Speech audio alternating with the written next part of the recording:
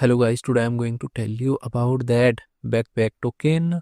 Now before I start the video, let's share my legal disclaimer. This video is only for educational purpose. Do your own research for the investing.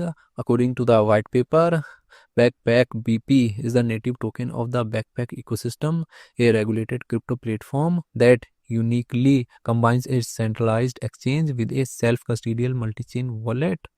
Integrated crypto platform, Backpack merges its centralized exchange CEX with non-custodial wallet, supporting assets across Solana, Ethereum, and other major blockchains. Community first tokenomics. The BP token launched with 25% of its 1 billion supply airdropped to users with zero allocation to founders, team, or venture capitalists. Equity conversion mechanism. A defining feature allows long-term stakers to eventually exchange BP tokens for actual equity in Backpack exchange, aligning token holders with the community's success. Backpack project institutional rating is 4.2. Backpack token total supplies around 999.99 million and circulating supplies around 249.99 million BP token.